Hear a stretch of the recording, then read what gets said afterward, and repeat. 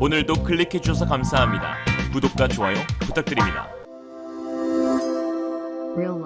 최근 나토 표준 무기가 되어가고 있는 한국산 명품 무기들, 지난해와 올해 총규모 47조 원에 달하는 폴란드와의 방산 계약과 더불어 또 다른 유럽 국가들과 추가적인 무기 계약도 진행되고 있어 제2의 잭팟이 기대되고 있는 상황입니다. 지난 14일 방산업계에 따르면 나토 최전방 국가인 루마니아는 긴급한 무기 수요에 따른 전력 보강에 힘쓰고 있는데, 이에 최신형 3.5세대 메인 주력 탱크 250대를 조달할 예정이라고 하였습니다. 이로써 세계 최고의 성능과 가격 경쟁력을 갖추고 있는 한국산 명품 전차 K2가 유력한 후보로 떠오르고 있는데요. 루마니아는 러시아의 우크라이나 침공 이후 국방비 예산을 늘리면서 군 현대화 사업을 추진 중에 있습니다. 올해 국방 예산도 국내 총생산의 2.5%로 증액하면서 나토 평균보다 높은 수치를 기록했는데요. 증액분을 군사장비 구입에 활용한 후에는 GDP 대비 3%대 이상까지 늘린다는 파격적인 계획까지 세웠습니다. 루마니아가 현대화 사업을 통해 대체하려 하는 전차는 바로 루마니아군 기갑전력의 중추를 담당했던 주력전차 TR-85 계열인데요. 루마니아는 소련제 MBT T-55 전차의 기술을 기반으로 기존의 TR-77 전차 차체를 이용하여 독자적으로 2세대 TR-85 전차를 개발했는데요. 유엔에서 발간한 국제연합 재래식 무기 등록부 보고서에 따르면 루마니아는 2017년 기준 227대의 TR-85 전차와 54대의 TR-85M1 전차를 보유하고 있는 것으로 알려져 있습니다. 루마니아의 TR-85는 1986년부터 1990년까지 연간 평균 100여 대가 생산되었는데요. 운용하면서 크고 작은 문제점들이 지속적으로 발견되었는데, 대표적으로 높은 연료 소모율, 엔진 변속기 전반의 문제, 그리고 만성적인 누유 등이 있었습니다. 한편 일각에서는 루마니아가 이미 미국의 M1 에이브람스 전차를 도입하기로 했다면서 한국 K2 전차 도입이 물 건너간 것이 아니냐는 의견도 제시하고 있는데요. 실제로 테오도르 인치카시 루마니아 국방부 병기총국장은 최근 자국 군매치와의 인터뷰에서 미국산 M1 에이브람스 전차를 구매할 것이고 예정된 물량은 54대로 2022년 2월 24일 니콜라이 치우커 총리의 승인을 받은 탱크 스테이지 1 사업이라고 밝혔습니다. 그러나 오히려 여러 정황을 통해 추가로 도입하기로 한 250대의 전차는 M1 에이브람스나 레오파르트 전차가 아닌 K2 흑표가 될 가능성이 매우 높다는 것을 알 수 있는데요. 네 가지 측면에서 이러한 근거를 찾아볼 수 있습니다. 첫째로 루마니아 병기총국장이 최근 250대의 전차 도입을 추진한다는 발언은 바로 한국과 루마니아 방산협력회의에서 나온 말입니다. 또한 지난해 대한민국 방위사업전 DX코리아 2022에서는 바실레든크 루마니아 국방부 장관이 참석 예정이 없었던 현대로템 부스를 들렸는데, 당시 현대로템은 소개할 담당자를 찾기 위해 분주하기도 했죠. K2 전차를 본 루마니아 국방부 장관도 엄지를 치켜 세웠다고 전했습니다. 또한 두 번째로 루마니아가 도입하기로 한 M1 에이브람스의 의회 승인 당시 탱크 스테이지 1이라는 명칭으로 발행되었기에 개별적인 다음 단계가 있음을 암시하기도 했습니다. 세 번째는 확정된 M1 에이브람스 도입 수량이 총 54대로 현대화를 추진 중인 TR-85M1 보유 수량과 동일하고, 이는 곧 227대의 TR-85 전차 현대화는 따로 진행 중이라는 점에서 병기총국장의 250대 발언 역시 TR-85 전차의 227대를 M1 에이브람스가 아닌 다른 전차로 대체하려는 것임을 알 수 있습니다. 네 번째는 무엇보다 폴란드와 긴밀한 군사협력을 추진 중인 루마니아가 폴란드의 사례를 참고하여 한국산 무기를 도입할 가능성이 매우 높다는 것인데요. 폴란드와 루마니아는 나토에 향상된 최전방 능력 전략으로 불리는 EFP 부대의 핵심 국가입니다. 이는 러시아의 서진 정책에 대응하는 나토와 미국의 최우선 전략으로 전방 동부 지역에서의 화력 제고 및 견고한 방어 태세를 갖추기 위한 전략입니다. 특히 폴란드와 루마니아는 EFP 국가 8개국 가운데 가장 많은 병력이 투입되고 있는 국가이며, 이들 두 국가가 차지하는 비중은 무려 70%에 달합니다. 핵심 중의 핵심인 두 국가의 상호 군사 협력도 최근 들어 더욱 긴밀해지고 있는데요. 29만 명의 EFP 주둔군 가운데 무려 12만 명의 병력들이 몰려있는 폴란드에는 루마니아의 병력들도 주둔하고 있어 함께 연합훈련을 실시하곤 합니다. 지난 K2 전차 실사격 훈련 당시에도 루마니아군이 함께 방문하여 사격훈련을 직접 참관하기도 했죠. 또한 지난 3월 19일 폴란드와 루마니아는 합동방위위를 구성하였고, 매년 진행되는 폴란드 루마니아 연합훈련 저스티스 소드 21 합동훈련 군사횟수를 대폭 늘리기로 합의하였습니다. 특히 부하셰크 폴란드 국방부 장관의 발언은 한국산 무기 세일즈에 큰 도움이 되고 있는데, 지난 연합훈련 당시 부하체크는 양국 간 무기 체계의 상호 운용성 구축 필요성에 대해서 언급하면서 폴란드와 루마니아는 군대에 유사한 장비를 제공한다, 우리와 동맹국의 군인들이 상호 운용성을 구축할 수 있는 기회를 가지는 것은 매우 중요하다라고 했습니다. 폴란드는 K2 전차를 비롯하여 M1 에이브람스를 통합해 운용 중에 있는데요.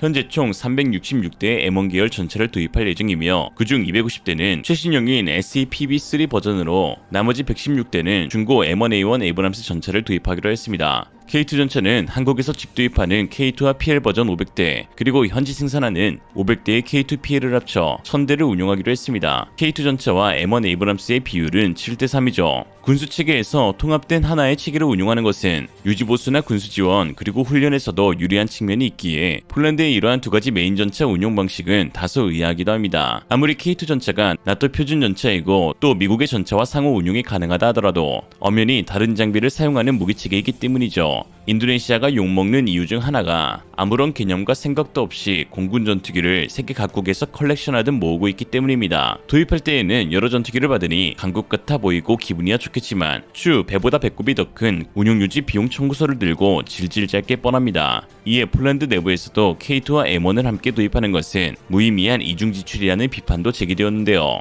주된 내용으로 아직 부족한 폴란드 군수산업에 혼란을 야기시킬 수 있다는 것입니다. 이는 바보가 아닌 이상 다 아는 사실인데요. 그렇다면 도대체 왜 폴란드는 굳이 두 종류의 MBT를 도입하려 하는 것일까요?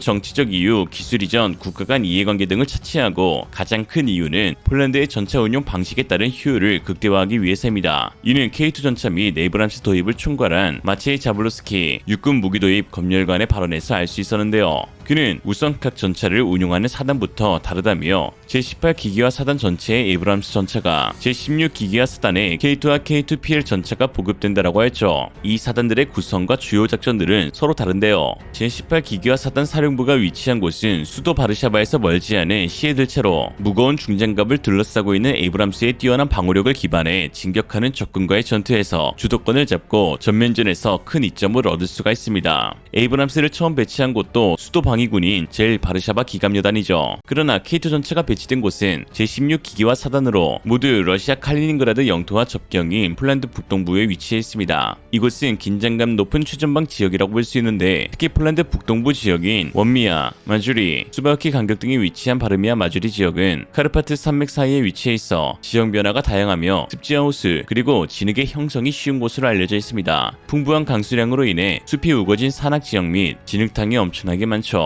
이에 마체이 자블론스키 장군은 K2 전차는 이런 험지에서 방어, 공격, 선회 능력이 매우 뛰어나 기동성을 갖춘 부대로 운용할 예정이다라며 도하 능력을 갖추지 못한 에이브람스에 비해 K2 전차는 수심 4m 이상의 넓은 수중 장애물을 극복할 수 있는 완전한 능력을 갖춘 전차라는 것을 유의해서 기억해야 한다라고 했습니다. 지난해 12월 부하체크 장관 역시 폴스키 라디오 NTV에서 K2 전차는 군사적 위협이 증가하고 있는 폴란드 동쪽의 수요에 맞춰 56톤의 경량화, 기동성, 유기압식 서스펜션으로 인해 장애물을 극복할 수 있는 능력을 갖췄다며 폴란드 동북부 험지 및 하천망에서 매우 잘 작동할 것이다 라고 했습니다. 그러면서 나는 현장에서 이러한 능력을 직접 보았고 폴란드 상황에서 상당히 효과적인 무기가 될 것이라고 확신한다 라고 했습니다. 즉 폴란드가 K2 전차와 M1 에이브람스를 각기 도입한 이유는 폴란드 육군의 운용 상황에 따른 결정이었고 이러한 결정은 루마니아의 K2 전차 도입에도 상당한 영향을 끼칠 것으로 보이는데요. 루마니아 역시 나토 최전방 국가로 러시아가 침공한 우크라이나와 국경을 맞대고 있기 때문입니다. 그렇다면 왜 유독 K2 전차는 이처럼 뛰어난 험지 돌파 능력을 갖고 있는 것일까요? 그 비밀은 바로 서스펜션에 있습니다. K2 표전차의 서스펜션은 반능동 앞내장 유기압 현수장치라고 하는데 이는 각 휠의 ISU를 컴퓨터로 각각 제어하여 자세를 변이할 수 있게 해주는 것입니다. 독일의 레오파르트 2A7 전차와 M1 에이브람스는 토션바 서스펜션을 장착하였으며 유기압 서스펜션을 탑재한 전차는 K2가 세계 최초이자 현재 세계에서 유일하게 K2만이 가지고 있는 비장의 무기입니다.